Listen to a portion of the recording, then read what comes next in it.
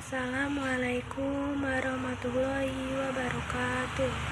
Hamdan wa syukran billah, sholatan wassalaman ala rasulillah, amma ba'd.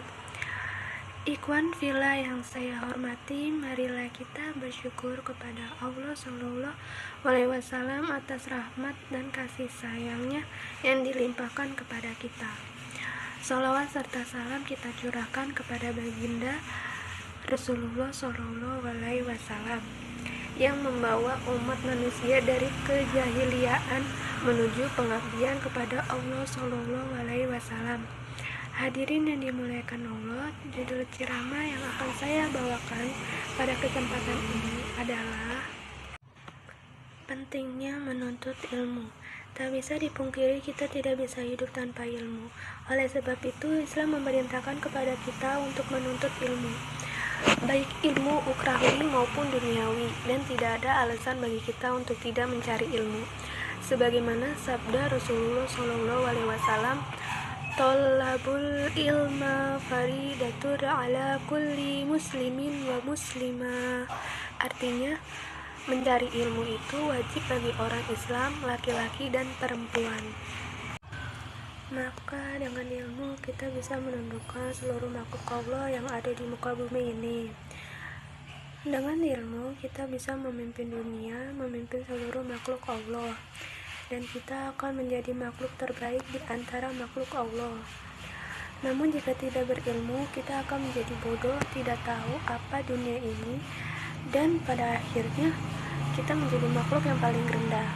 Kata Allah, Quran Surat Atin ayat 5, asfala safilin, dan tentunya kita tidak mau menjadi makhluk yang paling rendah. Namun Allah SAW juga menggambarkan kabar gembira bagi orang-orang yang beriman dalam surat Al-Mujadalah ayat 11, yang artinya Allah akan mengangkat derajat orang beriman dan yang berilmu dengan beberapa derajat.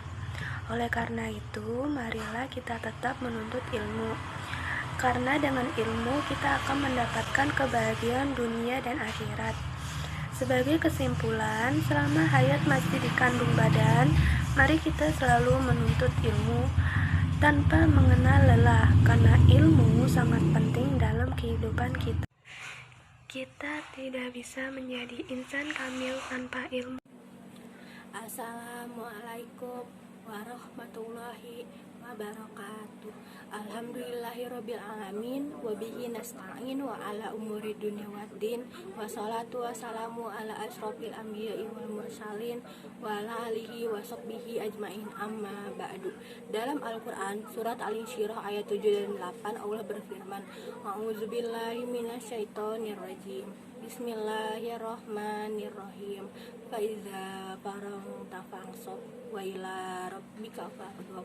Maka apabila engkau telah selesai, tetaplah bekerja keras dan hanya kepada Tuhanlah engkau berharap.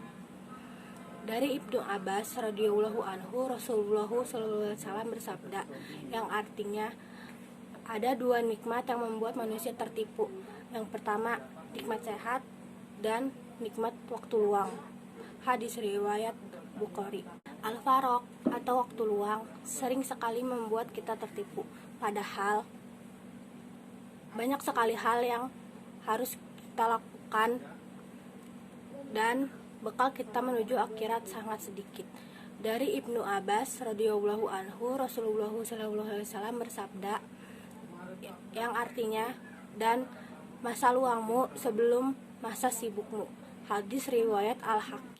Terkadang kita menyia-nyiakan waktu luang sampai pada akhirnya kita sadar bahwa waktu luang sangat mahal, dan saking mahalnya waktu tidak dapat kita beli. Sekian dari saya, kurang lebihnya mohon maaf. Wassalamualaikum warahmatullahi wabarakatuh. Assalamualaikum warahmatullahi wabarakatuh. Alhamdulillah wa syukurillah ala nikmatillah, wassalatu wassalamu ala rasulillah syahidina Muhammad wa ala alihi washabbihi wa mawalah. Para guru yang saya hormati serta sahabat yang saya cintai dan saya banggakan, marilah sejenak kita tundukkan kepala, rendahkan hati untuk memuji Sang Khalid Zat Rabbul Izzati. Dengan cinta dan kebersihan hati, marilah kita lantunkan sholawat kepada Nabi yang semoga kita diberi berkah. Amin ya Rabbal Alamin. Pada kesempatan kali ini, izinkan saya membawakan pidato tema kejujuran dengan judul Jujur Itu Hebat. Teman-teman yang saya banggakan, kejujuran adalah tanda bukti keimanan. Orang mukmin pasti jujur. Jika tidak jujur, berarti keimanannya sedang diserang oleh penyakit munafikin. Sebagaimana kita ketahui, munafikin itu orang bermuka dua, di depan berkata iya, di belakang berkata tidak. Suatu hari salah satu sahabat Nabi bertanya padanya, apakah mungkin orang itu pelit? Dan Rasul menjawab, mungkin saja. Sahabat Nabi bertanya lagi, apakah mungkin seorang mukmin pengecut? Nabi menjawab lagi, mungkin saja. Tapi ketika sahabat Nabi bertanya, apakah mungkin seorang mukmin berbohong?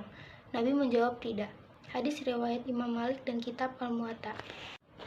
Teman-teman yang berbahagia, apa yang bisa kita pelajari dari hadis tersebut? Hadis tersebut mengajarkan kita untuk berkata jujur, karena orang mukmin tidak mungkin berbohong, karena kejujuran adalah semua pangkal perbuatan baik manusia. Tidak ada perbuatan dan ucapan kecuali kejujuran. Oleh sebab itu, Allah menyuruh orang-orang mukmin agar selalu berkata benar dan perilaku jujur. Ini diperintahkan oleh Allah melalui firman-Nya dalam surat Al-Ahzab ayat 70. Artinya, hai orang-orang yang beriman, bertawakallah kamu kepada Allah dan katakanlah perkataan jujur dan benar. Teman-teman yang berbahagia, sebagai penutup, kejujuran adalah tiang agama, sendi akhlak dan pokok rasa kemanusiaan manusia.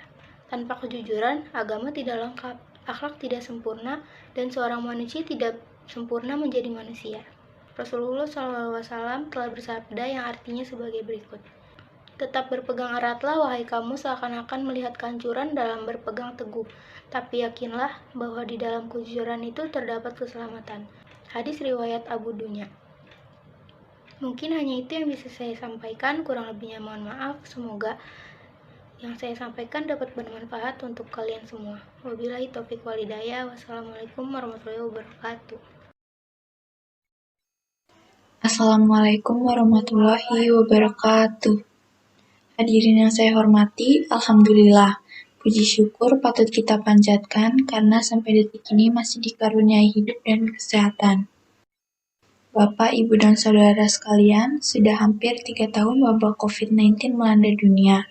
Tahun 2022 mulai berawal, tetapi pandemi belum juga reda.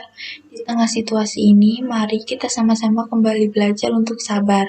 Sabar itu penting, terutama di masa sekarang. Bapak, Ibu, dan Saudara sekalian, firman Allah Subhanahu wa Ta'ala dalam surat Al-Baqarah ayat 153 mengatakan, hai orang-orang yang beriman, jadikanlah sholat dan sabar sebagai pelindungmu. Sesungguhnya Allah senantiasa bersama orang-orang yang sabar.